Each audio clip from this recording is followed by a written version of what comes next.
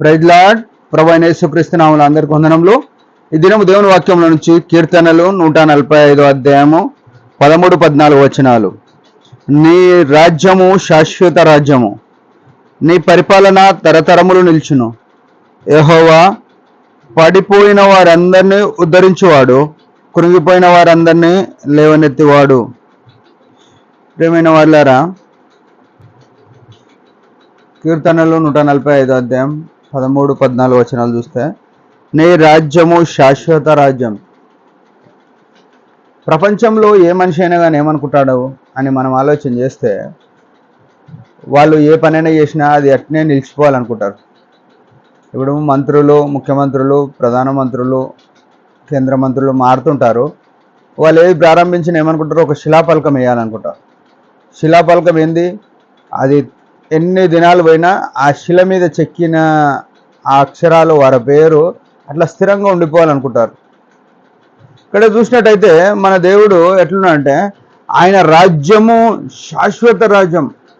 ఈ శిలాఫలకాలు వేసినవి రోడ్డు విస్తరణ వస్తే మళ్ళీ కొట్టేస్తారు, కొన్ని రోజులకు వాటిని తీసేస్తారు, కొన్ని రోజులు పోతాయి. కానీ మన దేవుని రాజ్యం ఎట్లుంటుందంటే, అది శాశ్వత రాజ్యం. ఎంత మాత్రమో దానికి అంతము లేదు, దానికి నాశనం లేదు. ఆ రాజ్యంలోనికి, ఆ గొప్ప రాజ్యంలోనికి, ఇంకో మాట, ఆయన పరిపాలన తరతరము నుండును. ఆయన పరిపాలన ఎట్లుంటుంది? ఈ లోకంలో ఉన్న పరిపాలనలు ఎట్లుంటాయి?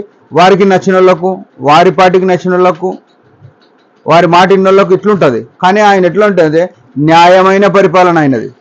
ఆయన రాజ్యంలో అందరూ సమమే ఉంటారు, ఎవ్వరు కూడా ఎక్కువ తక్కువ కానే కారు. న్యాయమైన పరిపాలన ఆయనది. ఆయన న్యాయవంతుడు, నీతిమంతుడు. ఆయన నీతి న్యాయములు ఆధారమైన సింహాసనమైనది. ఆయన రాజ్యానికి ఆధారం నీతి న్యాయములు. అట్లాంటి దేవుని మనం కలిగి ఉన్నాం. అయితే ఈ దేవుడు, ఈ గొప్ప దేవుడు ఏం చేస్తాడంటే, ఆయన ఎట్లున్నాడంటే, యెహోవా పడిపోయిన వారందరినీ ఉద్ధరించువాడు, కృంగిపోయిన వారందరినీ లేవనెత్తివాడు. ఎంత విచిత్రం కదా! ఆయన రాజ్యము అంత గొప్పది ఉంది, ఆయన పరిపాలన అంత గొప్పది ఉన్నది. కానీ ఆయన ఏం చేస్తాడంటే, యెహోవా పడిపోయిన వారందరినీ ఉద్ధరించువాడు, కృంగిపోయిన వారందరినీ లేవనెత్తాడు. ఒక రాజుకు పడిపోయిన వాళ్ళ గురించి, కృంగిపోయిన వాళ్ళ గురించి ఏమైనా అవసరం ఉంటుందా? అసలు మన పరిస్థితిని బట్టి మనం పడిపోతుంటాం, కృంగిపోతుంటాం.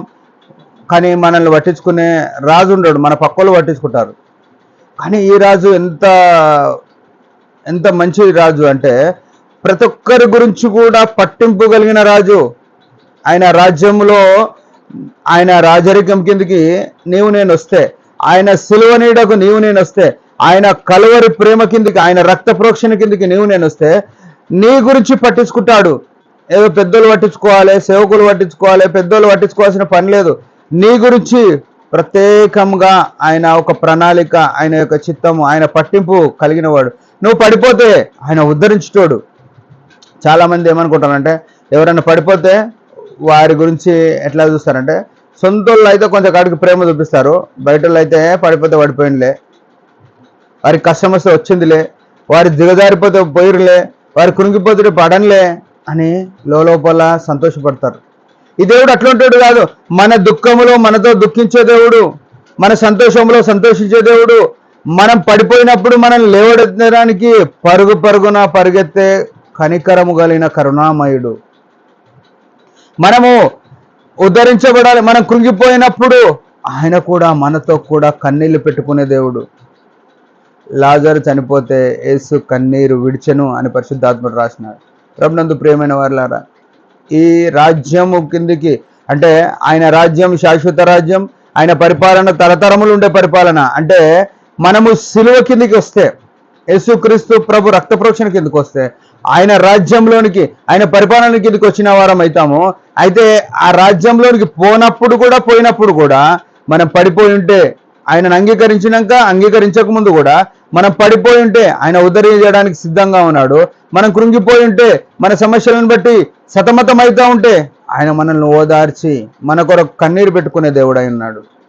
ఇంత గొప్ప దేవుని మనం కలిగి ఉన్నాం. ప్రభునందు ప్రియమైన మనం ఆయన యొక్క ఇష్టానుసారంగా నడవాలని దేవుని కోరిక. దేవుడి మాట దీవించును గాక. చిన్న ప్రార్థన. పరమ తండ్రి యేసు ప్రభు నామములో వందనాలు. మేము నీ రాజ్యంలో, నీ సిలువ నీడలో ఉండుట కృపనీయమని యేసు ప్రభు నామంలో ప్రార్థిస్తున్నాం తండ్రి, ఆమేన్. మీరందరి పరిచర్య గురించి భారంగా ప్రార్థన చేయండి. Praise the lord.